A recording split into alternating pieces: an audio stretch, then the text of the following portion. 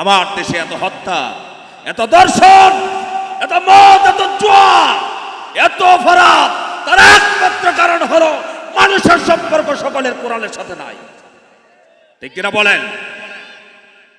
কোরআনের সাথে তো সম্পর্ক নাই, বরঞ্চ যারা কোরআন চায়, যারা কোরআন পড়ে তাদেরকে দেখতে পারে। কথা বলে না কেন? আজ কয়েকদিন যাবৎ দেখছি বাংলাদেশে আবার স্বৈরাচারের পুনরাবৃত্তি হচ্ছে। যারা ইনসাফের কথা বলছে, যারা রাষ্ট্রে শান্তির কথা বলছে, আজ কয়েকদিন ধরে আলেমদেরকে আবার গ্রেপ্তার শুরু হয়ে গেছে।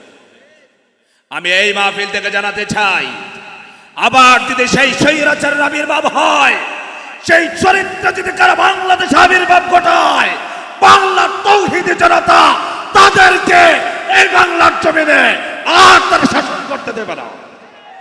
ঠিক কিনা বলেন? কারণ আগামীর বাংলাদেশ হবে কোরআনের বাংলাদেশ। ঠিক কিনা বলেন? কোরআন ছাড়া কি শান্তি সম্ভব? কারা কারা বিশ্বাস করেন যে হুজুর কোরআন ছাড়াই সম্ভব? কোরআন ছাড়া কি শান্তি সম্ভব? আপনারা বিশ্বাস করেন? কিন্তু বহুত মানুষ আছে মনে করে শুধু নামাজ পড়লেই সমাজ সুন্দর হয়। শুধু নামাজ পড়ে তারা, শুধু রোজা রেখে, শুধু হজ করে যাকাত দিয়া মনে করে সব কোরআন মানা হয়ে গেছে। অথচ আল্লাহ পাক কোরআন শরীফ শুধু নামাজের জন্য নাজিল করেন নাই। কোরআনুল কারীমের ভিতরে আছে নামাজের কথা, কোরআনুল কারীমের ভিতরে আছে রোজার কথা, কোরআনুল কারীমের ভিতরে আছে হজের কথা, কোরআনের ভিতরে আছে যাকাতের কথা। তাই শুধু শেষ নয়, কোরআনুল কারীমের ভিতরে কিভাবে সমাজ চলবে, রাষ্ট্র চলবে, দেশ চলবে, জাতি চলবে, সংসদ চলবে, এটা কি কোরআনে আছে না নাই? আরো জোরে বলেন, আছে না নাই? আছে, কিন্তু আমরা মানতে চাই। আমার ভারত, আল্লাহ রাব্বুল আলামিন এই কোরআনকে মানুষ যে 100% মানতে চাইবে না, এটা আল্লাহ পাক জানেন। সেই জন্য রাসূলুল্লাহ সাল্লাল্লাহু আলাইহি ওয়াসাল্লামের কাছে কোরআনুল কারীমের আয়াত নাজিল করে আল্লাহ পাক জানালেন, আফাতুমিনুনা বিবাদিল কিতাবি ওয়া তাকফুরুনা বিবাদ। তোমরা কি আমার কোরআনের কিছু আয়াতকে মানবে, কিছুকে করবে অস্বীকার? তার মানে হলো নামাজের আয়াত মানবে, রোজার আয়াত মানবে, হজ যাকাতের আয়াত মানবে, কিন্তু যে কোরআন শরীফ দিয়া রাষ্ট্র পরিচালনা করলে, সমাজ পরিচালনা করলে সমাজের যুবকেরা ভালো হয়ে যাবে, যুবকদের চরিত্র ভালো হবে, ইফতিজিং করবে না, দর্শন করবে না, সেই জায়গায় তোমরা মানবে না। সম্মানিত ভাইরা, আজ আমার দেশে যুবক যুবতীরা যদি কোরআন মানত, কোরআন অনুযায়ী তারা জীবনকে পরিচালনা করত, এই কথাগুলো বললেই পরে অনেকেই মনে করে রাজনীতি করে। কথা বলে না কেন? কি বলে? রাজনীতি করে। অথচ কোরআনুল কারীমের ভিতরে রাষ্ট্রের ব্যাপারে একটা সূরা আছে। কথা বলেন না? কি আছে? কোন সূরা? সূরা মুলক। সুবহানাল্লাহ বলবেন না? রাজত্বের নামে আল্লাহ সূরা নাযিল করেছে। আর আমার দেশের কিছু মুনাফিক মুসলমানেরা তারা হক কথা বললেই বলে হুজুরেরা রাজনীতি করে, হুজুরেরা এক নম্বরে রাজনীতি করার অধিকার রাখে বাংলার জমিনে। ঠিক কিনা বলো? কিন্তু হুজুরদেরকে রাজনীতি করলে মসজিদের খতিব পদে আর রাখা হয় না। কথা বলে না কেন? লেখাপড়া জানে না, ওযু জানে না, গোসল জানে না, নামাজের ইমামতি করবে তো দূরের কথা, নামাজের ফরজগুলো পর্যন্ত জানে না, এমন মুসল্লি আছে না নাই? অথচ দাওরা হাদিস কমপ্লিট করেছেন, ইফতা করেছেন, শাইখুল হাদিস, যিনি কোরআনুল কারীমের অর্থ জানেন, তাফসীর জানেন, মুখস্থ করেছেন, পড়েছেন। কোরআনুল কারীমের ভিতরে 6666 আয়াতের ভিতরে আল্লাহ পাক কি বলেছেন, কি আদেশ করেছেন, কি নিষেধ করেছেন, সব সুন্দর করে বুঝেন, বুঝাতে পারেন। বুখারী শরীফ পড়তে পারেন, পড়াতে পারেন, তিরমিজি শরীফ পড়তে পারেন, পড়াতে পারেন, নাসাই শরীফ পড়তে পারেন, পড়াতে পারেন। কিন্তু এই মানুষটা যখন মসজিদের মিম্বরে বসে বসে চিন্তা করে, আহারে আসব, সমাজের পরিবর্তন চাই, সমাজের জোয়ার বিরুদ্ধে কথা বলে, মদের বিরুদ্ধে কথা বলে, সমাজ শৃঙ্খলা হওয়ার জন্যে, সমাজ কোরআন দিয়া সমাজ গঠন করার ব্যাপারে ওয়াজ করলেই বলে একদল মুসল্লিরা বলে রাজনীতি করতেছে। ঠিক কিনা বলে? কি বলে? বলে হুজুর বেতন তো আমরা দেই, রাজনীতি করেন কেন? কথা বলে না কেন? আমি আপনাদেরকে কিছু উচিত কথা বলবো। আপনাদের নোয়াখালী ভাষায় উচিত কথা বুঝছেন আপনারা? কথা বুঝছেন আপনারা? রাগ করবেন কে কে? হাত তোলেন যে হুজুর আমি রাগ করবো। রাগ করবেন কারা কারা? রাগ করবেন না, হাত তোলেন। লিল্লাহি তাকবীর। আমি আজকে আপনাদেরকে কোন ধনের দাওয়াত দিচ্ছি না, আমি একটি দাওয়াত দেই, সেটা হলো যতদিন বাঁচবো ততদিন পর্যন্ত কোরআনের সাথে কারা কারা থাকবো আমি হাত তুলে দেখতে চাই। লিল্লাহি তাকবীর।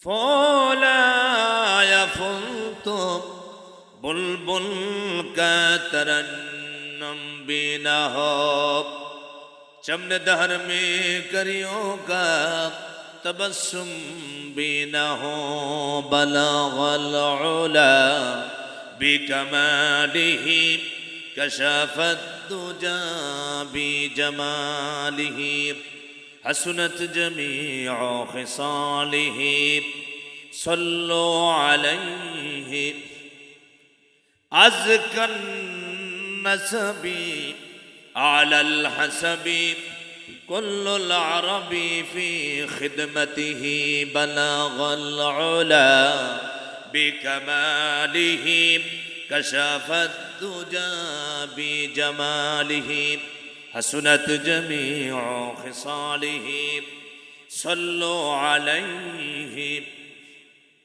সেলিম বাজার নুরানি ও দাখিল মাদ্রাসা মসজিদ ও এলাকাবাসীর যৌথ উদ্যোগে আয়োজিত আজকে তাফসীরুল কোরআন মাহফিলের সম্মানিত সভাপতি হাফেজ মাওলানা সাইফুল ইসলাম সাহেব খতিব বাইতুল আকবর জামে মসজিদ, আজকের মাহফিলের বিশেষ বক্তা হযরত মাওলানা আব্দুর রহমান সাইফি নোয়াখালী, আজকের মাহফিলের প্রধান বক্তা হাফেজ মাওলানা মুফতি জাকির বিন কাসেম, খতিব বাইতুন নূর জামে মসজিদ নরসিংদী সদর ও বিশিষ্ট মিডিয়া ব্যক্তিত্ব, উপস্থিত ওলামায়ে কেরাম, মুরব্বিয়ানে কেরাম, মুসল্লিয়ানে কেরাম, সর্বস্তরের মুসলমান ভাইরা, পর্দার আড়াল থেকে শুনছেন আমার সম্মানিতা মা এবং বোনেরা, সর্বপ্রথম আমরা সকলেই শুকর আদায় করছি যে রব মালিক আজকে আমাদেরকে এই কনকনে শীতের রাত্রিতে এই তাফসীরুল কোরআন মাহফিলে আসার, বসার, কথা বলা এবং শোনার তৌফিক দান করেছেন। আমরা সকলেই একবার জোরে আওয়াজে পড়ছি আলহামদুলিল্লাহ। সমস্ত প্রশংসা কার? আরো জোরে বলে সমস্ত প্রশংসা কার? আজকে যে এখানে মাহফিল হচ্ছে তাফসীরুল কোরআন মানে কোরআনের তাফসীর, পৃথিবীতে যত সমাবেশ হয়, যত মজলিস হয়, এই কোরআনের মাহফিলের মতো দামি সম্মানিত আর কোনো মজলিস কি আছে? সবাই বলেন আছে। আজকে আমরা এখানে আসার উদ্দেশ্য হলো মহাগ্রন্থ আল কোরআন থেকে, হাদিস শরীফ থেকে আমরা আলোচনা শুনব এবং আমল করার নিয়ত করেই আমরা এসেছি। আল্লাহ তাআলা যেন আমাদেরকে কোরআনের কথা শ্রবণ করে আমল করার তৌফিক দেন। সবাই বলেন আমিন। আরো জোরে বলে আমিন। সম্মানিত ভাইরা, কোরআনুল কারীম এমন একটি কিতাব, যে কিতাবটি পৃথিবীতে এত পরিমাণ পড়া হয়েছে এবং হয়, পৃথিবীর আর কোনো গ্রন্থ এত পড়া হয় না। এমন গ্রন্থ আপনারা শুনছেন এবং এখানে তাফসীর হচ্ছে, যে কোরআন শুধু মানুষের সম্মান মর্যাদা বাড়াতে থাকে, কোরআনে কোনোদিন মানুষের মর্যাদা কমায় না। এই কোরআনের সাথে যার সম্পর্ক হয় তাদের মর্যাদাও আল্লাহ তাআলা আকাশচুম্বী করে দেন। আর তার উল্টা পথে আছে কোরআনের বিরুদ্ধে যারা হয়, কোরআনের সাথে যাদের সম্পর্ক হয় না, কোরআনকে যারা দেখতে পারে না, কোরআনকে যারা সহ্য করতে পারে না, তাদের সম্মান উপরের দিকে যায় না, শুধু নিচের দিকে যায়। কথা বলা ঠিক কিনা? আজ এই কোরআনুল কারীমে পৃথিবীতে আসার বয়স প্রায় 1500 বছর হয়ে যাচ্ছে। এই কোরআন এই প্রায় 1500 বছর ধরে এই কোরআন পৃথিবীতে আছে। কোরআন শরীফ পড়ার মানুষ কি কমছে না বাড়তেছে? কথা বলেন। কিন্তু একদল মানুষ এই কোরআনকে মোটা মোটা রশি লাগাইয়া পিছন দিকে টানতেছে। কথা বলেন না কেন? টানছে ঠিক, কিন্তু কোরআনকে কি কেউ পিছু হটাতে পারছে? পারবে? কিয়ামত পর্যন্ত সম্ভব? সম্ভব না। কারণ এই কোরআন আল্লাহ তাআলা নাজিল করে আল্লাহ পাক নিজেই বলেছেন, কোরআন দিয়া জিম্মাদারি তোমার কাছে নয়, পৃথিবীর কোন মানুষের কাছে নয়, এ কোরআন নাজিল করেছি আমি, আর হেফাজত করব আমি আল্লাহ।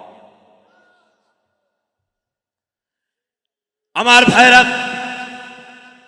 আল্লাহ রাব্বুল আলামিন এই পৃথিবীতে কোরআন ছাড়া আরো আসমানি কিতাব তাওরাত, জাবুর, ইনজিল নাজিল করেছিলেন। কিন্তু ইহুদিরা, কাফেরেরা, বেঈমানেরা তার মধ্যে পরিবর্তন করেছি, কাটছাট করে বেশ কম করে দিয়েছে। কিন্তু আল্লাহ পাক 1500 বছর হয়ে যাচ্ছে কোরআনুল কারীম নাজিল করেছেন, এখন পর্যন্ত একটি নোক্তার পর্যন্ত বেশ কম কেউ করতে পারে নাই। আল্লাহ বলবেন না, একটি শব্দ, একটি সূরা দূরের কথা, একটি নোক্তার পরিবর্তন কেউ করতে পারে নাই, কিয়ামত পর্যন্ত পারবে না। আল্লাহু আকবার। আমার ভাইরা, এই কোরআনুল কারীম কি আল্লাহ তাআলা কেন দিয়েছেন, কেন নাজিল করেছেন? আল্লাহ তাআলা কোরআনুল কারীমকে নাজিল করার উদ্দেশ্য কয়েকটি নয়, মাত্র একটি উদ্দেশ্যে নাজিল করেছেন। সেই উদ্দেশ্যের নাম হলো, আল্লাহ পাক কোরআনকে হেদায়েতের কিতাব বানায় পাঠিয়েছেন। যারাই কোরআন মানবে তারাই হেদায়েত পেয়ে যাবে। এই জন্য কোরআন হয়েছে হেদায়েতের কিতাব, মানুষকে হেদায়েত দেওয়ার জন্য। এই কোরআন এসেছে বিশ্বনবী মুহাম্মদুর রাসূলুল্লাহ সাল্লাল্লাহু আলাইহি ওয়াসাল্লামের কাছে কোরআন আসে নাই। নবীজি মানুষকে হেদায়েত দিতে পারেন নাই। কোন মানুষ মুসলমান হয় না, কেউ ঈমান গ্রহণ করলো না, কেউ জান্নাতের পথ দেখতে পারলো না। কোরআন যখন এসেছে, কোরআন যারা গ্রহণ করেছে, কালো হোক, দলা হোক, গরিব হোক, ধনী হোক, দেশি হোক, বিদেশি হোক, যারাই কোরআন গ্রহণ করেছে তারা সোনার মানুষ হয়ে গেছে। তাদের মর্যাদা আল্লাহ রাব্বুল আলামিন এত বাড়িয়ে দিয়েছেন। রাসূলুল্লাহর সময় যারা কোরআন গ্রহণ করেছিলেন তাদের নামের সাথে যুক্ত হয়েছিল রাদিয়াল্লাহু আনহুম ওয়া রাদু আন। সুবহানাল্লাহ। সাহাবীরা কোরআনকে গ্রহণ করেছে, সাহাবীদের সম্মান বাড়ছে না কমছে? কথা বলেন, সম্মান বাড়ছে না কমছে? আমরা যদি কোরআনকে গ্রহণ করি সম্মান বাড়বে না কমবে? আরো জোরে বলতে হবে, বাড়বে না কমবে? সম্মানিত ভাইরা, এই কোরআন তো আল্লাহ পাক এমন সময় দিয়েছিলেন যে সময় কোরআনুল কারীম আল্লাহ পাক নাজিল করেছিলেন, মক্কার মানুষ অত্যন্ত খারাপ হয়ে গিয়েছিল। তাদের ভিতরে ছিল হত্যা, তাদের মধ্যে ছিল ধর্ষণ, তাদের মধ্যে ছিল জুয়া, তাদের মধ্যে ছিল মদ, তাদের মধ্যে ছিল ইয়াবা, যত জাতের নেশাদ্রব্য আছে সব তাদের মধ্যে বিদ্যমান ছিল। যে যুগটাকে আমরা আইয়ামে জাহিলিয়াতের যুগ বলা হচ্ছে, যে যুগের মানুষেরা নারী হলে পড়ে তাদের লজ্জার মনে করতো মেয়েদেরকে জীবন্ত কবর দেওয়া হতো, এমন একটা খারাপ যুগ। রাসূলুল্লাহ সাল্লাল্লাহু আলাইহি ওয়াসাল্লাম মক্কা শরীফে মানুষের চরিত্র দেখে কষ্ট পাচ্ছেন, যন্ত্রণা পাচ্ছেন, কিন্তু মানুষদেরকে কেমনে হেদায়েতের পথে পরিচালনা করবেন? কোরআন তো আসে নাই, কাউকে হেদায়েত তো দিতে পারলেন না, দাওয়াতের কাজ করছেন না। কিন্তু নবীজি মানুষকে উদ্বুদ্ধ করেছেন ভালো কাজ করার জন্য। হিলফুল ফুজুলের মতো একটা যুব সংঘ গঠন করেছেন, সমাজ থেকে সমস্ত বিচার অনাচার, জুলুম অত্যাচার বন্ধ করার জন্য, চুরি ডাকাতি জেনা ব্যভিচার সব বন্ধ করার জন্য কিন্তু 100% রাসূলুল্লাহ সুন্দর সমাজ গঠন করতে পারে নাই। পেরেছিলেন? কথা বলেন, পারছিলেন? 40 বছর পর্যন্ত মক্কা শরীফের তাদের যে চরিত্র মানুষের, সেটা পরিবর্তন করতে পারেন নাই। আজও যে কোরআন শরীফ আছে, আমার দেশে এত হত্যা, এত দর্শন, এত মদ, এত জুয়া, এত অপরাধ, তার একমাত্র কারণ হলো মানুষের সম্পর্ক সকলের কোরআনের সাথে নাই। ঠিক কিনা বলেন? কোরআনের সাথে তো সম্পর্ক নাই, বরঞ্চ যারা কোরআন চায়, যারা কোরআন পড়ে তাদেরকে দেখতে পারে। কথা বলে না কেন? আজ কয়েকদিন যাবৎ দেখছি বাংলাদেশে আবার স্বৈরাচারের পুনরাবৃত্তি হচ্ছে। যারা ইনসাফের কথা বলছে, যারা রাষ্ট্রে শান্তির কথা বলছে, আজ কয়েকদিন ধরে আলেমদেরকে আবার গ্রেপ্তার শুরু হয়ে গেছে।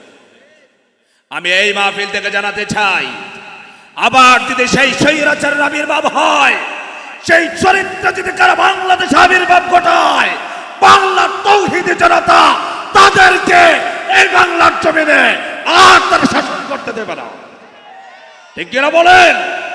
কারণ আগামীর বাংলাদেশ হবে কোরআনের বাংলাদেশ। ঠিক কিনা বলেন? কোরআন ছাড়া কি শান্তি সম্ভব? কারা কারা বিশ্বাস করেন যে হুজুর কোরআন ছাড়াই সম্ভব? কোরআন ছাড়া কি শান্তি সম্ভব? আপনারা বিশ্বাস করেন? কিন্তু বহুত মানুষ আছে মনে করে শুধু নামাজ পড়লেই সমাজ সুন্দর হয়। শুধু নামাজ পড়ে তারা, শুধু রোজা রেখে, শুধু হজ করে যাকাত দিয়া মনে করে সব কোরআন মানা হয়ে গেছে। অথচ আল্লাহ পাক কোরআন শরীফ শুধু নামাজের জন্য নাজিল করেন নাই। কোরআনুল কারীমের ভিতরে আছে নামাজের কথা, কোরআনুল কারীমের ভিতরে আছে রোজার কথা, কোরআনুল কারীমের ভিতরে আছে হজের কথা, কোরআনের ভিতরে আছে যাকাতের কথা। তাই শুধু শেষ নয়, কোরআনুল কারীমের ভিতরে কিভাবে সমাজ চলবে, রাষ্ট্র চলবে, দেশ চলবে, জাতি চলবে, সংসদ চলবে, এইটা কি কোরআনে আছে না নাই? আরো জোরে বলেন, আছে না নাই? আছে, কিন্তু আমরা মানতে চাই। আমার ভারত, আল্লাহ রাব্বুল আলামিন এই কোরআনকে মানুষ যে 100% মানতে চাইবে না, এটা আল্লাহ পাক জানেন। সেই জন্য রাসূলুল্লাহ সাল্লাল্লাহু আলাইহি ওয়াসাল্লামের কাছে কোরআনুল কারীমের আয়াত নাজিল করে আল্লাহ পাক জানালেন, আফাতুমিনুনা বিবাদিল কিতাবি ওয়া তাকফুরুনা বিবাদ। তোমরা কি আমার কোরআনের কিছু আয়াতকে মানবে, কিছুকে করবে অস্বীকার? তার মানে হলো নামাজের আয়াত মানবে, রোজার আয়াত মানবে, হজ যাকাতের আয়াত মানবে, কিন্তু যে কোরআন শরীফ দিয়া রাষ্ট্র পরিচালনা করলে, সমাজ পরিচালনা করলে সমাজের যুবকেরা ভালো হয়ে যাবে, যুবকদের চরিত্র ভালো হবে, ইফতিজিং করবে না, দর্শন করবে না, সেই জায়গায় তোমরা মানবে না। সম্মানিত ভারত, আজ আমার দেশে যুবক যুবতীরা যদি কোরআন মানত, কোরআন অনুযায়ী তারা জীবনকে পরিচালনা করত, এই কথাগুলো বললেই পরে অনেকেই মনে করে রাজনীতি করে। কথা বলে না কেন? কি বলে? রাজনীতি করে। অথচ কোরআনুল কারীমের ভিতরে রাষ্ট্রের ব্যাপারে একটা সূরা আছে। কথা বলেন না? কি আছে? কোন সূরা? সূরা মুলক। সুবহানাল্লাহ বলবেন না? রাজত্বের নামে আল্লাহ সূরা নাযিল করেছে। আর আমার দেশের কিছু মুনাফিক মুসলমানেরা তারা হক কথা বললেই বলে হুজুরেরা রাজনীতি করে, হুজুরের 1 নম্বরে রাজনীতি করার অধিকার রাখে বাংলার জমিনে। ঠিক কিনা বলো? কিন্তু হুজুরদেরকে রাজনীতি করলে মসজিদের খতিব পদে আর রাখা হয় না। কথা বলে না কেন? লেখাপড়া জানে না, ওযু জানে না, গোসল জানে না, নামাজের ইমামতি করবে তো দূরের কথা, নামাজের ফরজগুলো পর্যন্ত জানে না, এমন মুসল্লি আছে না নাই? অথচ দাওরা হাদিস কমপ্লিট করেছেন, ইফতা করেছেন, শাইখুল হাদিস, যিনি কোরআনুল কারীমের অর্থ জানেন, তাফসীর জানেন, মুখস্থ করেছেন, পড়েছেন। কোরআনুল কারীমের ভিতরে 6666 আয়াতের ভিতরে আল্লাহ পাক কি বলেছেন, কি আদেশ করেছেন, কি নিষেধ করেছেন, সব সুন্দর করে বুঝেন, বুঝাতে পারেন। বুখারী শরীফ পড়তে পারেন, পড়াতে পারেন, তিরমিজি শরীফ পড়তে পারেন, পড়াতে পারেন, নাসাই শরীফ পড়তে পারেন, পড়াতে পারেন, কিন্তু এই মানুষটা যখন মসজিদের মিম্বরে বসে বসে চিন্তা করে, আহারে আসব, সমাজের পরিবর্তন চাই, সমাজের জোয়ার বিরুদ্ধে কথা বলে, মদের বিরুদ্ধে কথা বলে, সমাজ শৃঙ্খলা হওয়ার জন্যে, সমাজ কোরআন দিয়া সমাজ গঠন করার ব্যাপারে ওয়াজ করলেই বলে একদল মুসল্লিরা বলে রাজনীতি করতেছে, ঠিক কিনা বলে? কি বলে? বলে হুজুর বেতন তো আমরা দেই, রাজনীতি করেন কেন? কথা বলে না কেন? আমি আপনাদেরকে কিছু উচিত কথা বলবো, আপনাদের নোয়াখালী ভাষায় উচিত কথা বুঝলেন আপনারা? কথা বুঝলেন আপনারা? রাগ করবেন কে কে? হাত তোলেন যে হুজুর আমি রাগ করবো। রাগ করবেন কারা কারা? রাগ করবে না হাত তোলে। লিল্লাহি তাকবীর। আমি আজকে আপনাদেরকে কোন ধনের দাওয়াত দিচ্ছি না, আমি একটি দাওয়াত দেই, সেটা হলো যতদিন বাঁচবো ততদিন পর্যন্ত কোরআনের সাথে কারা কারা থাকবো আমি হাত তুলে দেখতে চাই। লিল্লাহি তাকবীর।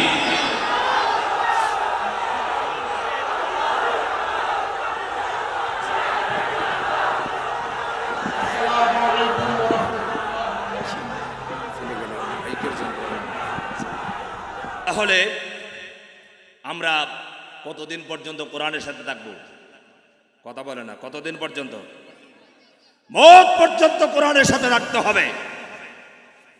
আপনারা বলবেন যে হুজুর হক কথা কিভাবে? আপনাদের এলাকার কথা বলছেন, আমার এলাকায় এমন মেম্বার চেয়ারম্যান আছে জীবনেও আমি দেখছি নামাজ পড়ে না।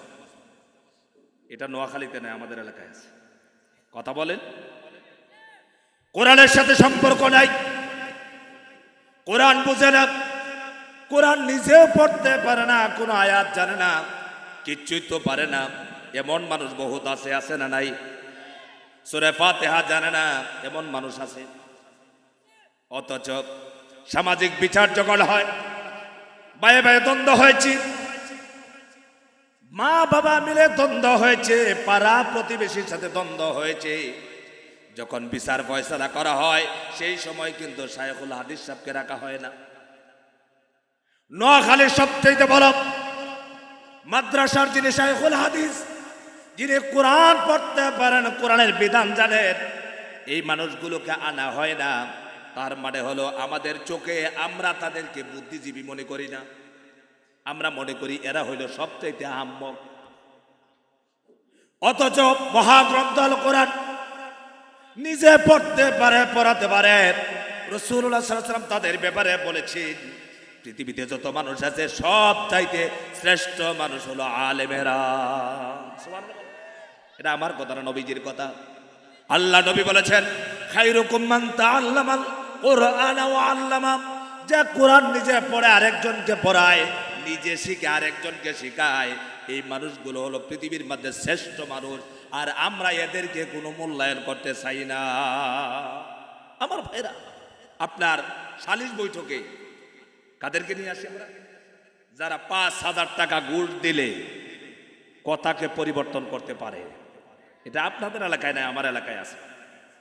অথচ আপনাদেরকে বলতে চাই, আপনার এলাকার সবচেয়ে বড় শায়খুল হাদিস যিনি, সবচেয়ে বড় মসজিদের খতিব যিনি, তিনিকে যদি আপনার সালিশ বৈঠকে দাওয়াত দেন, তাহলে ৫,০০০ টাকা ঘুষ দিলে নিবে তো?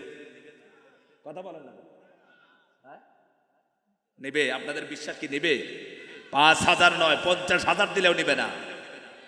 আর এই হুজুর এমন কথা আপনার বিচারে বসে বলবে, যে বিচারে যে কথাগুলো বলবে কোরআন হাদিস থেকে, এইগুলা যাদেরকে আমরা সালিশ বৈঠকে নিয়ে আসি ওরা জীবনে শুনেও নাই। আমার ভারত, অথচ যে ব্যক্তি কোরআন পড়লো, কোরআনের জ্ঞান আছে, কোরআনের বুদ্ধি আছে, সব আছে, তাকে মূল্যায়ন করা হলো না। এই জন্য আমার ভাইরা, যতক্ষণ পর্যন্ত আমরা কোরআনকে সম্মান করব না, কোরআনের দাঈদের কথা শুনবো না, আলেমদের কথা মানব না, ততক্ষণ পর্যন্ত সমাজের পরিবর্তন হবে না। যতই চিল্লাই না কেন, কোরআন ছাড়া আর কোনো যুক্তি দিয়া, কোনো নেতার আদর্শ দিয়ে পরিবর্তন সম্ভব নয়। আল্লাহ পাক এই কোরআনুল কারীম কি মানুষের হেদায়েতের জন্য নাজিল করেছেন। কোরআন এসেছে, রাসূলুল্লাহ সাল্লাল্লাহু আলাইহি ওয়াসাল্লাম কোরআন শরীফ দিয়ে দাওয়াতের কাজ শুরু করলেন। কি দিয়া বলেন? কোরআন শরীফের দাওয়াত দিচ্ছেন। রাসূলুল্লাহ সাল্লাল্লাহু আলাইহি ওয়াসাল্লামের কাছে কোরআন এসেছে, আসার পরে 1 বছর 2 বছর 3টা বছর পর্যন্ত রাসূলুল্লাহ সাল্লাল্লাহু আলাইহি ওয়াসাল্লাম মক্কা শরীফে প্রকাশ্যে দাওয়াতের কাজ করতে পারলেন না, গোপনে গোপনে দাওয়াত দিলেন। তার মানে হলো যারা নবীজিকে আলামিন বলেছিলেন, সত্যবাদী বলে ঘোষণা দিয়েছিলেন, তারা এই রাসূলুল্লাহ সাল্লাল্লাহু আলাইহি ওয়াসাল্লাম যখন দাওয়াতের কাজ শুরু করেছেন, হক কথা বলেছেন, তখনই তারা চরম পরম শত্রু হয়ে গেল। নবীজির কাছে 3 বছরে মাত্র কয়েকজন মানুষ মুসলমান হলেন, তার ভিতরে বেশি হলো গরিব শ্রেণীর মানুষেরা। তারা রাসূলুল্লাহ সাল্লাল্লাহু আলাইহি ওয়াসাল্লামের কাছে কোরআনুল কারীম শিখেন, কোরআন পড়েন, কোরআন বুঝেন, কোরআন আমল করেন। গরিব মানুষেরা কোরআন পড়ার কারণে, কোরআন মানার কারণে তাদের মর্যাদা সম্মান এত বাড়াইয়া দিল। হযরতে বেলাল রাদিয়াল্লাহু তাআলা আনহু অত্যন্ত কালো মানুষ, হাবশা থেকে এসেছেন, গরিব ছিলেন, কালো ছিলেন, কৃতদাস মানুষ ছিল, কিন্তু হযরতে বেলাল ঈমান এনেছেন, কোরআনুল কারীম গ্রহণ করেছেন। কোরআন গ্রহণ করার কারণে হযরতে বেলালের মর্যাদা আল্লাহ পাক এত বাড়াইয়া দিয়েছেন। রাসূলুল্লাহ হলেন মসজিদে নববীর মুয়াজ্জিন, আজ হযরতে বেলালকে আল্লাহ পাক পৃথিবীর শ্রেষ্ঠ মুয়াজ্জিন বানাইয়া দিয়েছে। বেলালের মতো পৃথিবীর আর কোন মুয়াজ্জিনের তুলনা আছে? কথা বলেন আছে?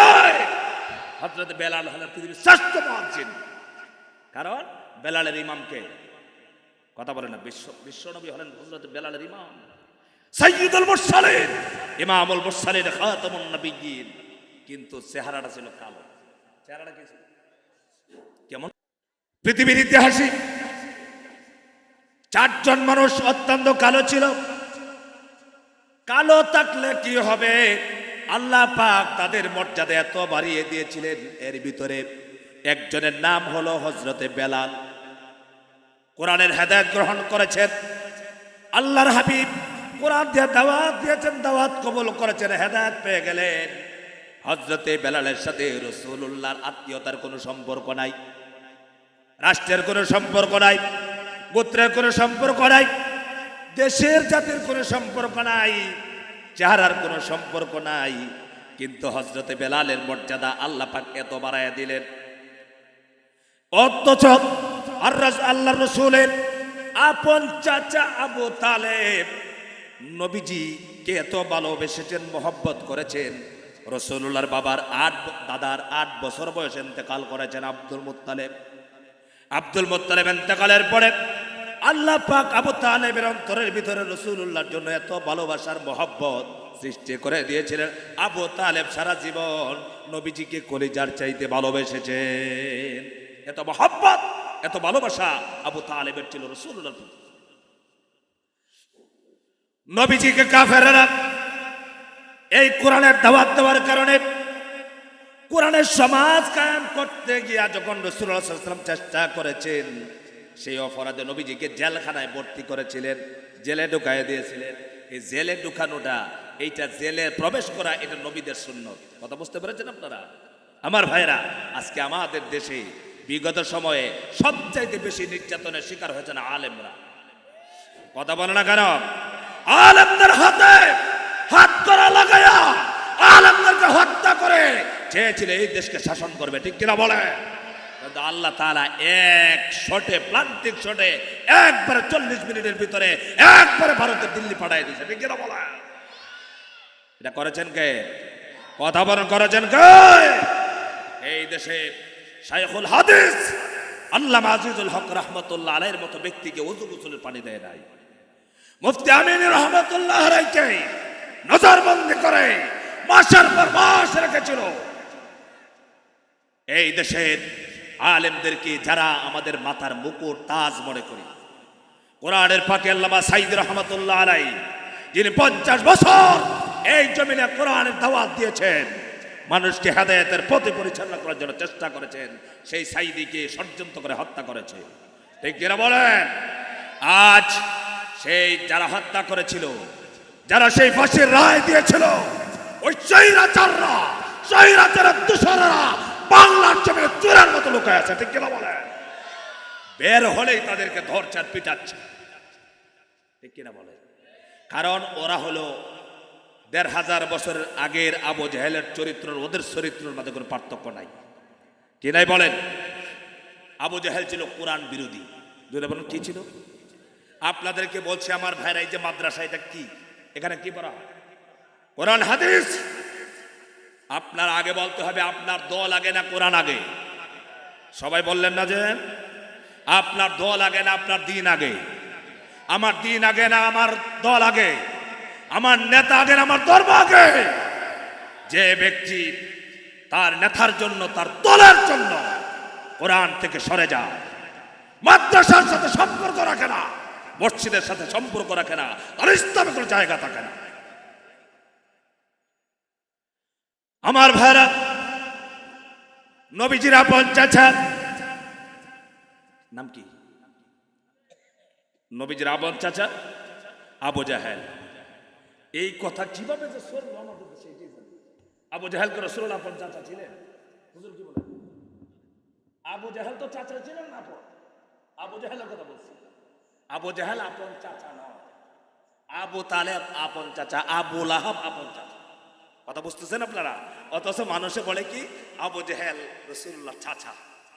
চাচা হইলে এটা দূর সম্পর্কের চাচা। কথা বুঝতে পেরেছেন আপনারা?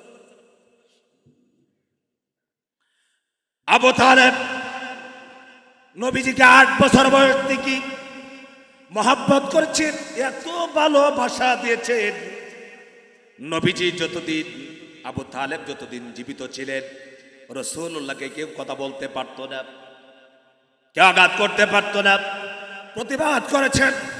নিজে রাসূলুল্লাহর সাথে 3টা বছর পর্যন্ত শিয়াবে আবু তালেবের ভিতরে জেল কেটেছেন। এত ভালোবেসেছেন, মহব্বত করেছেন। ইন্তেকালের সময় হয়ে গেল আবু তালেবের। আবু তালেবের ইন্তেকালের সময় নবীজি পাশে বসে আছেন। আবু তালেবকে দাওয়াত দিচ্ছেন আর বলছেন, চাচা, যত মানুষ কত মানুষ মুসলমান হলো, হেদায়েত পেল, আর দেশে বিদেশের কালো দোলা ধনী গরিব কত মানুষ হেদায়েত পেল। যে চাচা সারা জীবন বলা সব চাইতে ভালোবেসেছেন, মহব্বত করেছেন, যেই চাচা আজকে ইন্তেকাল করবে, দুনিয়ার থেকে বিদায় নেবে, হেদায়েত তো পাচ্ছেন না। নবীজির কষ্ট, যন্ত্রণা। পাশে বসে আছেন নবীজি, চাচাকে বারবার দাওয়াত দিচ্ছেন। ওই দিকে আবু জাহেল, উমাইয়া বসে আছে। তারা বলতেছে, আবু তালেব দেখো, মরণের সময় বাতে যাই তিমের কথা শুনে ইমানটা নষ্ট কইরো না। কথা বুঝতে পেরেছেন? আবু তালেবের ইমান নষ্ট না করার জন্য পরামর্শ দিচ্ছে আবু জাহেল। চাচা বলছে, ভাতিজা, আমার মন চায় ইমান আলী সেইটা মন চায়, কিন্তু মারা যাওয়ার পর মক্কার মানুষেরা বলবে আমি বড় কাপুরুষ ছিলাম। মারা যাওয়ার পরে, মারা যাওয়ার সময় আবু তালেব ভাতিজার কথা শুনে ইমান গ্রহণ করে মুসলমান হয়ে মারা গেছে, এই জন্য আমি পড়ব না। আল্লাহ পাক জানা দিলেন, রাসূলুল্লাহ সাল্লাল্লাহু আলাইহি ওয়াসাল্লামকে জানালেন, নবী, আপনি যাকে ভালোবাসেন, মহব্বত করেন, আপনি বারবার যাকে চেষ্টা করছেন হেদায়েত দিতে চান, আপনি তো হেদায়েত দিতে পারবেন না। হেদায়েতের মালিক কে? চিল্লা আবার, হেদায়েতের মালিক কে? আল্লাহ পাক কুরআনুল কারীমের আয়াত নাযিল করে জানালেন, ইন্নাকা লা তাহদি মান আহবাবতা ওয়ালাকিন্নাল্লাহ ইয়াহদি মান ইয়াশা। আল্লাহ পাক বলেন, নবী হে, আপনি যাকে ভালোবাসেন, আপনি যাকে মহব্বত করেন, মহব্বত করে হেদায়েত দিতে চান, হেদায়েত তো আপনি দিতে পারবেন না। হেদায়েতের চাবিকাঠি কার হাতে? আর জোরে বলতে হবে, কার হাতে? রাসূলুল্লাহর আপন চাচা কিন্তু হেদায়েত পায় না, জাহান্নামী হয়ে গেছে। হযরত বেলাল গরিব মানুষ, কালো মানুষ, হাবশা থেকে হিজরত করে এসেছেন, গোলাম, জাতে গোলাম, অথচ হেদায়েত পেয়ে গেছে। এই কোরআনকে গ্রহণ করেছে, কোরআনে যা আদেশ আছে সবগুলো মেনেছে, যা নিষেধ আছে সব বর্জন করার কারণে আল্লাহ পাক বেলালের মর্যাদা এত বাড়ায় দিছে, পৃথিবীতে বেলালের নামটা শোনার সাথে সাথে প্রত্যেকের মনের মধ্যে সম্মান এসে যায়। ঠিক কিনা বলে? আমার ভাইরা, আজকে যদি কারো ছেলে হয়, সন্তান ছেলে হয়, হুজুরের কাছে গিয়ে খতিব সাহেবকে বলেন, খতিব সাহেব, আমার তো একটা ছেলে হয়েছে, নামটা কি রাখবো? তো হুজুর যদি বলেন নাম রাখো হযরত বেলাল, তো আপনারা কি বলবেন? অপছন্দ করবেন? কথা বলে না, অপছন্দ করবেন? এমন কোন মুসলমান আছে যে বেলালের নাম শুনলে পরে অপছন্দ করে? আর যদি বলে নাম কি রাখবো, হুজুর যদি বলেন নাম রাখো আবু জাহেল, কথা বলেন, আপনারা রাখবেন? হুজুর তো বলবেন না। শুধু একটা উদাহরণ দিলাম, যদি কেউ বলে যে তুমি তো সারা জীবন কোরআন বিদ্বেষী, আবু জাহেল নাম রাখ, মুসলমান তো দূরের কথা, হিন্দু খ্রিস্টান বৌদ্ধ পর্যন্ত তার সন্তানের নাম 1,00,000 টাকা দিলে আবু জাহেল রাখবে না, ঠিক না? তার কারণ একটাই, আবু জাহেল ছিল কোরআনের বিরোধী। আমার ভাইরা, কোরআনের বিরোধী হলে পরে তার মর্যাদা, তার সম্মান আর দুনিয়ায় থাকে না, তার মর্যাদা কমে যায়, সম্মান কমে যায়, লাঞ্ছিত হয়, অপমানিত হয়। আহারে, কালো মানিক নাম শুনছেন? কালো মানিক, আমাদের দেশের 2 কালো মানিক। একজন চরমনার পীর মরহুম ফজলুল করিম রহমতুল্লাহ আলাইহি, তিনি কেউ মানুষ কালো মানিক ডাকতেন, ঠিক কিনা বলেন? কিন্তু তিনি নামটা শোনার সাথে সাথে এই কোরআনের দায়ী আল্লাহর কাজ করার কারণে চরমনায় পীর সাহেবের নাম নেওয়ার সাথে সাথে মরহুমের সাথে সাথে রহমতুল্লাহ আলাইহি ব্যবহার হয়। আর যে কালো মানিক সাইদি সাহেবের ফাঁসির রায় দিয়েছিল, ওটা কুকুরের বাচ্চার মতো সিলেট বর্ডারে কলা পাতায় শোয়াই দিলেন কে? আরো জোরে বলতে হবে কে? এরপরে যদি আমাদের তাসির না হয়, আর এর চাইতে বড় প্রমাণের দরকার নাই। কথা বুঝতে পেরেছেন আপনারা? মনে করে যে আলেমদের সাথে বেয়াদবি করলে বহুত বড় হয়ে গেছে। অত ইজ্জু মান তাশা অত জিল্লু মান তাশা বিয়াদিকাল খায়র। আল্লাহ তাআলা যাকে চান তাকে সম্মান দেন, আর যাকে চান তাকে অপমান করেন, লাঞ্ছিত করেন। সমস্ত ক্ষমতা কার হাতে? সমস্ত কল্যাণ কার হাতে? আমার ভাইরা, বলছিলাম আবু জাহেল বিরোধিতা করার কারণে তার সম্মান নাই। রাসূলুল্লাহ চাচা আবু তালেব জীবনে কোনোদিন কোরআনের বিরোধিতা করে নাই, রাসূলুল্লাহর বিরোধিতা করে নাই, বরং সাহায্য করেছে। সাহায্য করলেও পরে কি হবে? হেদায়েত গ্রহণ করলে না, ঈমান আনলে না। সাহাবীরা আরজ করলেন, ইয়া রাসূলুল্লাহ, আপনার চাচা কি জান্নাতে যাবে না জাহান্নামে? নবীজি বললেন, আমার চাচা জাহান্নামী। রাসূলুল্লাহর আপন চাচা জান্নাতে না জাহান্নামে? কথা বলে না তো দেখি। কেন? এই কোরআনকে মানে না, ঈমান আনে না, ঠিক না বলেন? ঈমান না আনলে, আর নির্ভেজাল ঈমান যদি না হয়, যত বড় নেতা হও, তোমার এই নেতৃত্ব তোমাকে মুক্তি দিতে পারবে না, ঠিক না বলেন?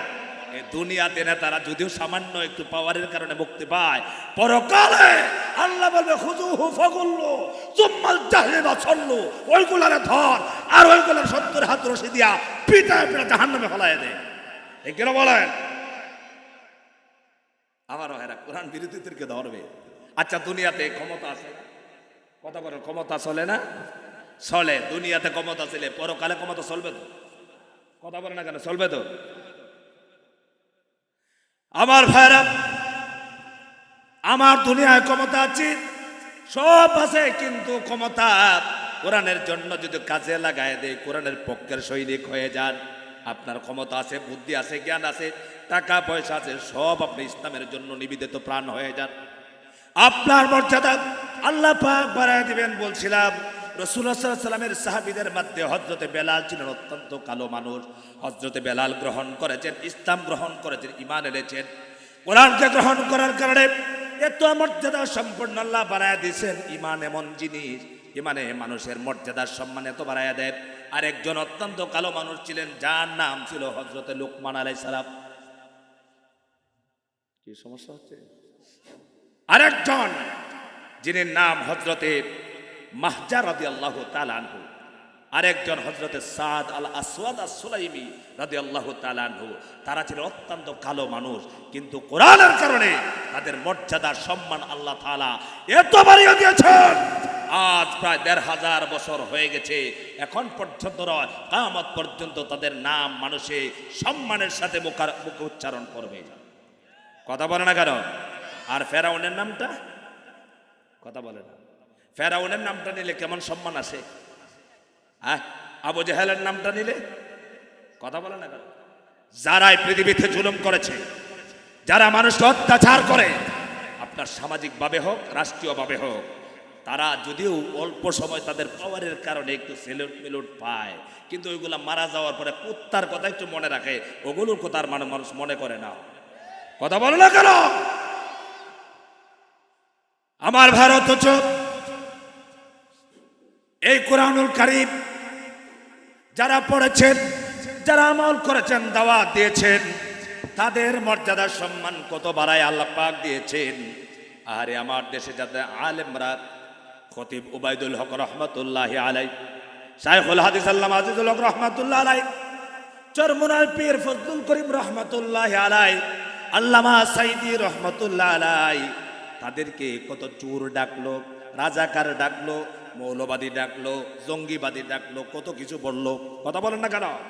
কিন্তু তাদের সম্মান এক জাররাও কমে নাই, বরঞ্চ বাংলাদেশে লক্ষ লক্ষ তৌহিদি জনতা প্রতিদিন তাদের নামকে সম্মানের সাথে স্মরণ করে, ঠিক কিনা বলেন? তার কারণ হলো একটাই, তারা ছিলেন কোরআন পড়াতেন, নিজে কোরআন পড়েছেন। আর যারা কোরআন পড়ে না, কোরআনের সাথে সম্পর্ক নাই, যেমন ভাবে শাহরিয়ার কবির, কথা কন না কেন? শাহরিয়ার কবির চিনেন আপনারা? মুরগি সোরাব, তার মানে হলো বুদ্ধিজীবী। কথা বলেন না কেন? তারা হলো আমাদের দেশের বুদ্ধিজীবী। অথচ আমার বুদ্ধি, তাদের যত জ্ঞান আছে, বুদ্ধি আছে, সবগুলো কোরআনের বিরুদ্ধে কাটায়া দেয়, লাগায়া দেয়। এমন বুদ্ধিজীবী কোরআনকে সহ্য করতে পারে না। 24 ঘন্টা একটাই চেষ্টা করে দুনিয়া থেকে, জমিন থেকে, বাংলাদেশ থেকে কেমনে কোরআনকে বন্ধ করবে, কিন্তু তাদের বাপের ক্ষমতা হবে না বাংলার জমিন থেকে কোরআন বন্ধ করা, ঠিক কিনা বলেন? এই দেশের মুসলমানেরা প্রয়োজন হলে জীবন দিবে, প্রয়োজন হলে শহীদ হবে, তার জীবনের চাইতে, তার সন্তানের চাইতে, তার মা বাবার চাইতে, সবচাইতে বেশি ভালোবাসা আল্লাহর কোরআনকে, ঠিক কিনা বলো?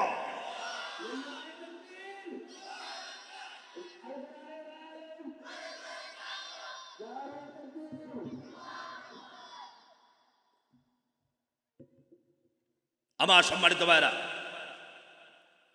এই কোরআন শরীফ এসেছে মানুষকে হেদায়েত দেওয়ার জন্য। আল্লাহ পাক বলেন, ফামান তাবিআ হুদায়া ফালা খাউফুন আলাইহিম ওয়ালা হুম ইয়াহজানুন।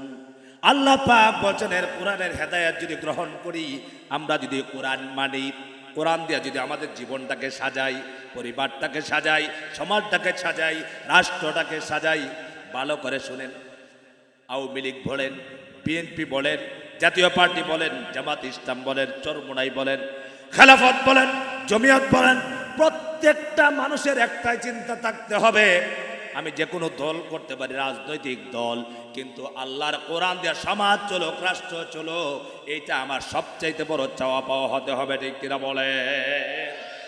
আর যদি বলি না, শুধু নামাজটা পড়বো কোরআন শরীফ দিয়া, কারণ আল্লাহ বলছে আকিমিস সালাত, নামাজ কায়েম কর, রোজাটা রাখবো কোরআন দিয়া, কুতিবা আলাইকুমুস সিয়াম, রোজার কথা বলা হয়েছে, ঠিক কিনা বলেন? ওয়াতুজ যাকাত, যাকাতটা দিব কোরআন শরীফ দিয়া।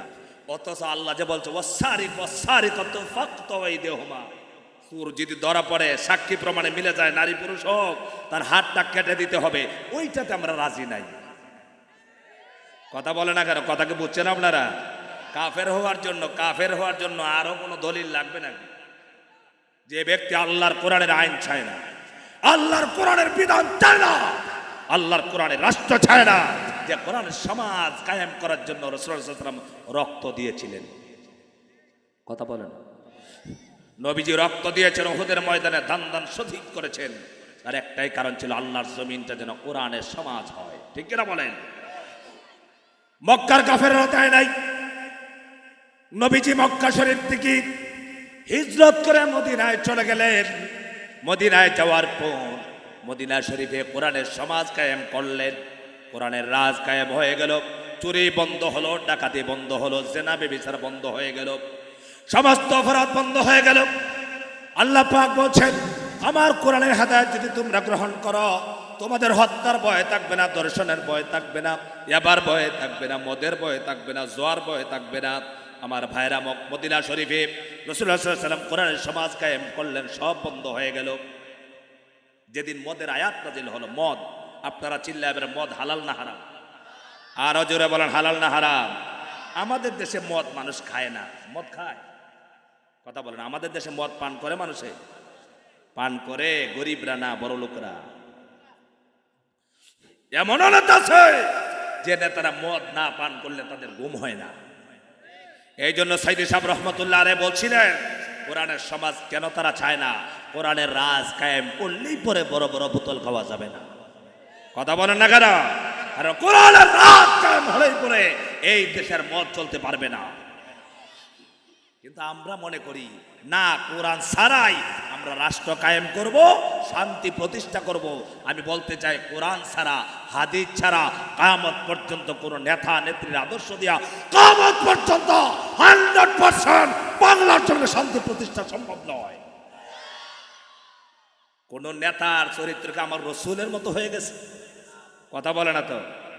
আচ্ছা বলেন তো, পৃথিবীর একজন পীর সাহেবের কথা বলেন যে ওই পীরের চরিত্র আর রসুলের চরিত্র সমান?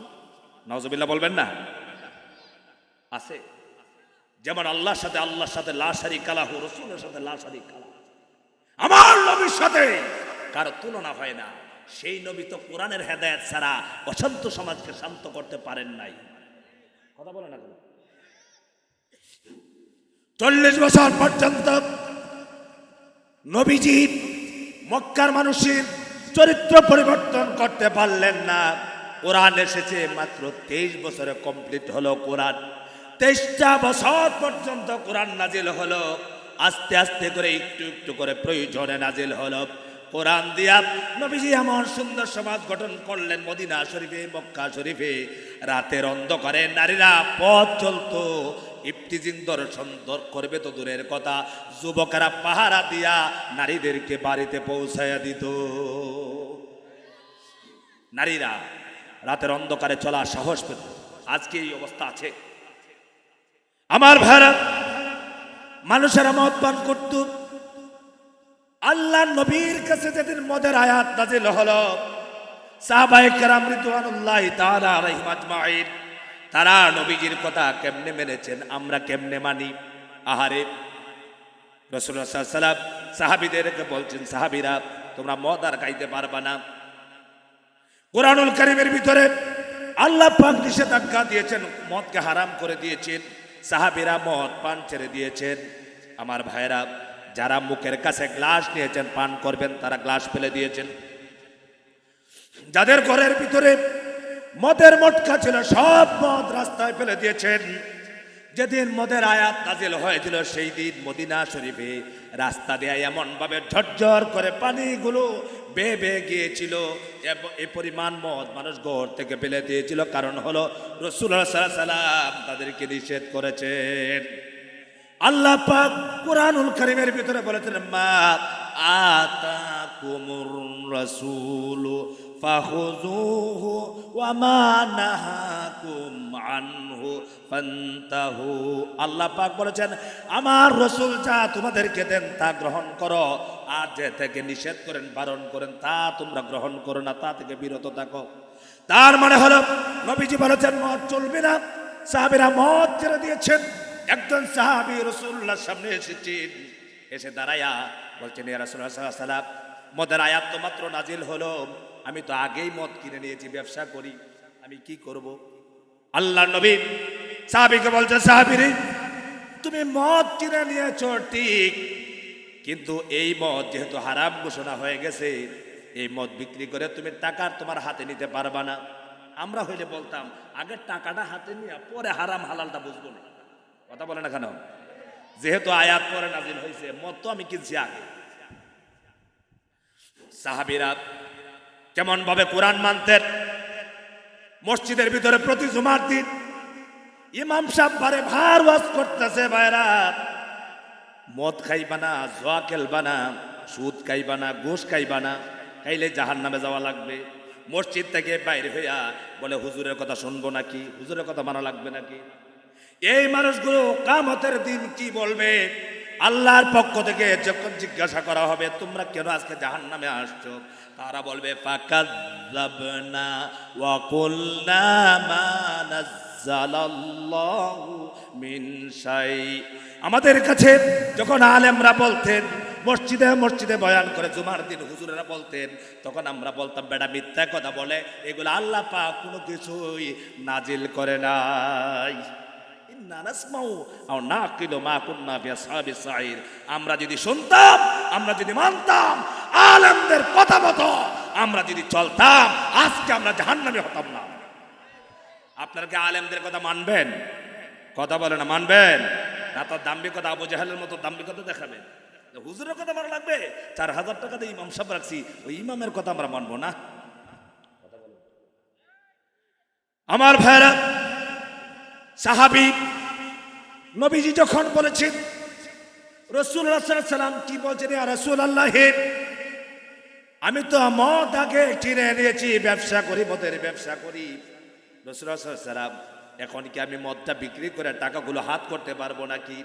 আল্লাহ নবী সাহাবীকে জিজ্ঞাসা করলেন, সাহাবী রে, এই মদগুলো তুমি কোথায় রেখে দিয়েছো?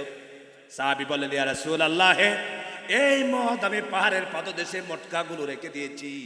আল্লাহ নবী বললেন, এই মটকাগুলি ভেঙে চুরমার করতে হবে। এই মটকার মদ বিক্রি করে তুমি এই টাকাগুলো তোমার জন্য হালাল হবে না। আজ যদি আমার দেশে সমস্ত মানুষেরা কোরআনের বিধানকে মেনে চলতো, হালালকে হালাল মানতো, হারামকে হারাম জেনে বর্জন করতো, আল্লাহ পাক তো বলছে, ওয়া আহাল্লাল্লাহুল বাইআ ওয়া হাররামার রিবা। আল্লাহ পাক এই কুরআনুল কারীম দিয়ে বলছেন, ও জাতির মানুষেরা, দেশের মানুষেরা, রাষ্ট্রের মানুষেরা, তোমাদের জন্য আমি আল্লাহ পাক ব্যবসাকে করেছি হালাল আর সুদকে করেছি হারাম। ঠিক কিনা বলে? এখন আপনারা বলবেন, সুদখোররে তো আপনারা প্রধান বানাইয়া দিচ্ছেন। কথা কন না কেন? হক কথা এটা, আমরা সুদখোরদেরকে বিপদে ফেরে বানাইছি। কথা কয় না? কারণ বড় জালেম থেকে বাঁচার জন্য ছোট জালেমটার একটু মনোসমর্থন দিয়া বড়টা থেকে বাঁচতে হয়। কথা বোঝে না কেন?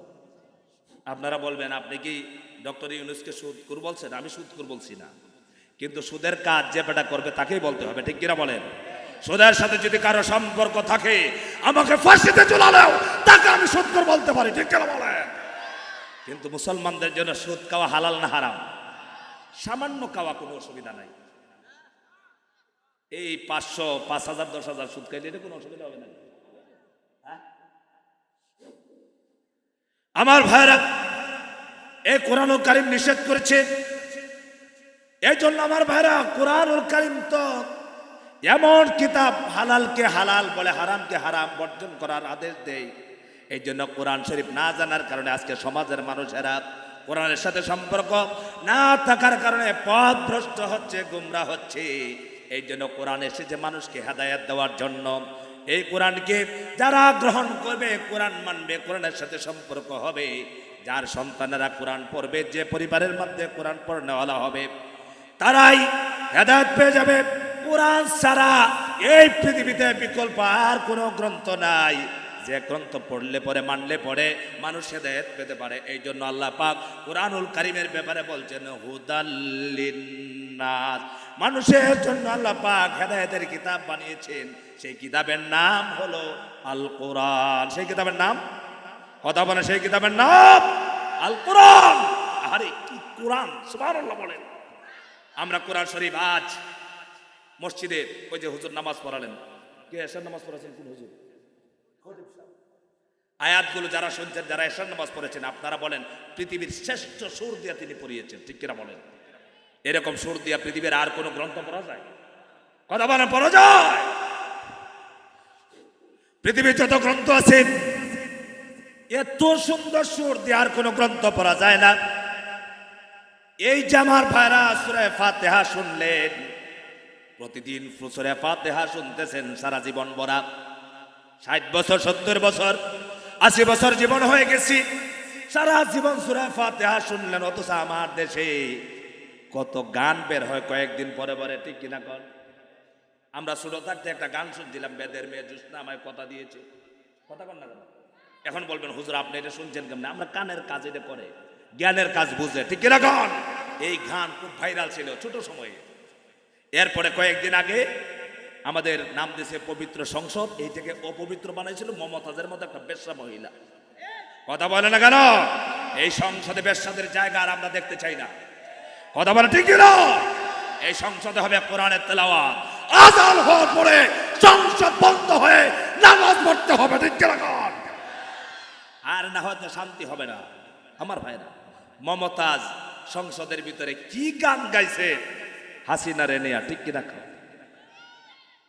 এরপরে কি গান? মমতাজের একটা গান কি ছিল, ফাইটটা যায় বুকটা ফাইটটা যায়, এই গান কি ছিল বলেন, ছিল কিনা বলেন? আচ্ছা এই গানটা বর্তমানে শুনেন কারো মুখে?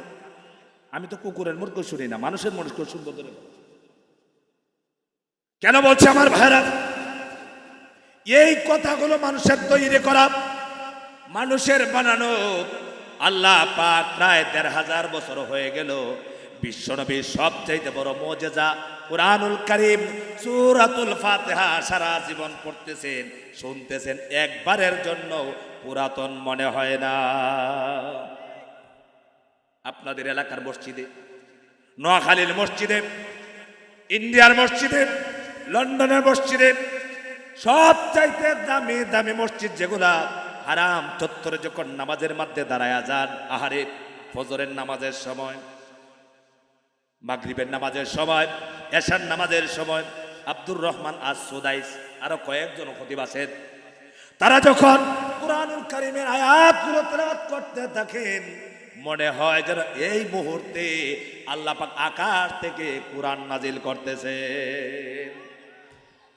সেই কোরআনের সাথে আমাদের সম্পর্ক নাই, আমাদের কিসের সাথে সম্পর্ক রাখতেছে?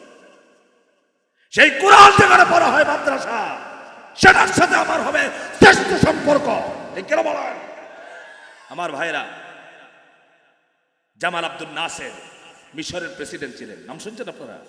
একটু শোনাতে বলেন আপনাদের ধর্মগ্রন্থটা, আমি একটু নিজের কানে শুনতে চাই।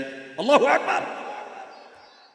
এবার জামাল আব্দুল নাসের কারি সাহেব আব্দুল বাসিত রহমতুল্লাহ আলাইকে অর্ডার দিচ্ছেন, বলছেন কারি সাহেব আপনি প্রস্তুতি নেন, সময় হলো 5 মিনিট। সময় কত? অল্প সময়ের ভিতরে আপনি তেলাওয়াত একটু শুনায় দেন। আব্দুল বাসিত রহমতুল্লাহ আলাইহি যখন এই মহাগ্রন্থ আল কোরআন তেলাওয়াত করতেন, শুধু বাপ সাপ ধরতে ধরতে 10 মিনিট চলে যেত। কারি সাহেবরা দেখছেন না, তেলাওয়াত করার আগে কানও ধরতে হয়, শ্বাস নিতে হয়, বাপ সাপ ওইখানে তো কয়েক মিনিট চলে।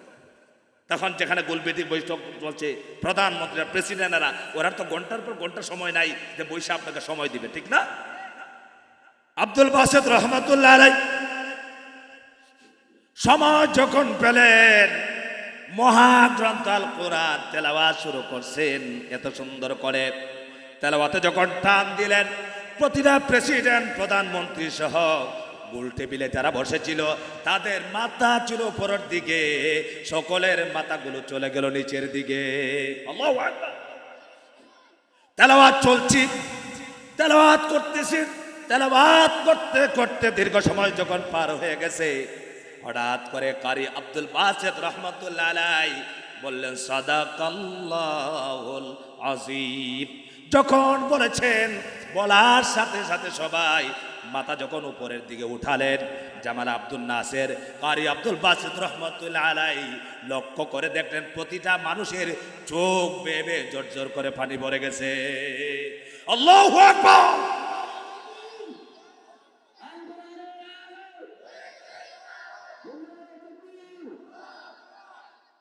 আমার ভাইরা, এবার জামাল আব্দুল নাসের রাশিয়ার প্রেসিডেন্ট কি প্রশ্ন করছে, বলছেন প্রেসিডেন্ট, আমরা ঈমান এনেছি, আমাদের ভিতরে ঈমান আছে, মুসলমান, আমরা কোরআন শরীফ পড়লে দিলটা নরম হয়ে যায়। ইন্নামাল মুমিনুনা আল্লাযীনা ইযা যুকিরাল্লাহু ওয়াজিলাত কুলুবুহুম ওয়া ইযা তুলিয়াত আলাইহিম আয়াতুহু যাদাতুহুম ঈমানা। আল্লাহ পাক বলেন মুমিনদের সামনে যখন কোরআন পড়া হয়, তাদের দিলটা, কলবটা নরম হয়ে যায়, বিগলিত হয়ে যায়, আর তাদের ঈমান বেড়ে যায়। কিন্তু আপনারা তো ঈমান আনে নাই, বরঞ্চ আপনারা কোরআনকে বন্ধ করতে চেয়েছেন। আপনার রাষ্ট্রে কোরআন নিষিদ্ধ করা হলো, কিন্তু আপনারা কোরআন শুনে কাঁদলেন কেন সেটা জানতে চাই। রাশিয়ার প্রেসিডেন্ট জামাল আব্দুল নাসির কি কারি আব্দুল বাসিত রহমতুল্লাহ আলাইহি কি দেখে বলছেন, ও জামাল আব্দুল নাসের, পৃথিবীতে এমন গ্রন্থ আর শুনি নাই। কেমন গ্রন্থ শোনালো? তোমার ধর্মগ্রন্থর পণ্ডিত কারি সাহেব কি কিতাব শোনালো?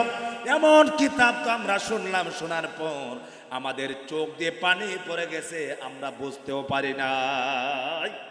আল্লাহু আকবার।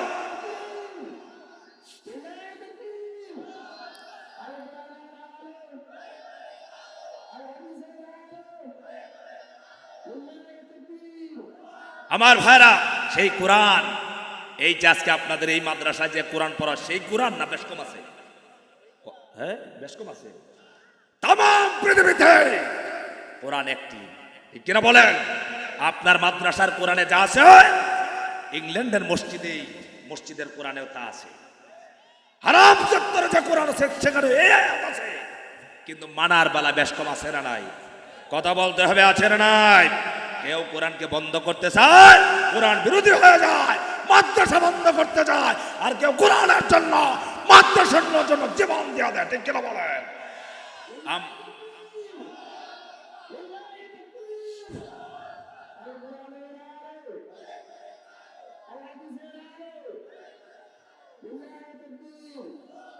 লাস্ট কথা, যে এলাকায় মাদ্রাসা থাকে, ইলমে দ্বীনের চর্চা হয়, সেই এলাকা হলো শ্রেষ্ঠ এলাকা। যে সমাজে কোরআনের সাথে মানুষের সুসম্পর্ক থাকে, সেই সমাজ হলো শ্রেষ্ঠ সমাজ। কথা বলে না কেন? আপনারা কি সেই শ্রেষ্ঠ সমাজ গড়তে চান? সেই শ্রেষ্ঠ সমাজকে আপনারা চান? কারা কারা এই মাদ্রাসার সাথে, এই ছাত্রদের সাথে, আলেমদের সাথে, কমিটির সাথে আমার মত পর্যন্ত সম্পর্ক রাখবেন? হাত তুলে আল্লাহকে দেখান। লিল্লাহি তাকবীর। আল্লাহ পাক কবুল করেন, সবাই বলেন আমিন। তাহলে আজকের কথা হলো, কোরআন হলো হেদায়েতের কিতাব। যারা কোরআন মানবে তারা হেদায়েত প্রাপ্ত হবে, যারা কোরআনকে মানবে না, কোরআনের সাথে সম্পর্ক থাকবে না, তারা কখনো হেদায়েত প্রাপ্ত হতে পারবে। কোরআনের একটি হরফকে অস্বীকার করে কেউ জান্নাতে যাওয়ার আশা করে এক পয়সা লাভ নাই। কথা বলেন না কেন? কয়টি হরফকে অস্বীকার করে? স্পষ্ট করে কথাটা ভালো করে আবার বলি, একটি হরফকে অস্বীকার করিয়া কি আশা করা যাবে না? কথা কয় না তো? বলে হুজুর এতগুলি আয়াত, দুই একটা অস্বীকার করলে কি সমস্যা? কথা বলেন, এতগুলি 6666 আয়াত 30 পারা করে তো 2-4টা অবিশ্বাস করলে কি সমস্যা? একটি নোকটাকে অস্বীকার করলে কাফের হওয়া লাগবে। মনে থাকবে, অসংখ্য মানুষ আছে 5 ওয়াক্ত নামাজ করে, হাজি গাজি অভাব নাই, কপালে দাগ লাগাইয়া দিছে নামাজ পড়তে পড়তে। তাহাজ্জুদের নামাজ পড়িয়া ফজরের পরে হুজুর আজকে তাহাজ্জুদের নামাজ কয়টার সময় শুরু হয়েছিল? কথা বলে না কেন?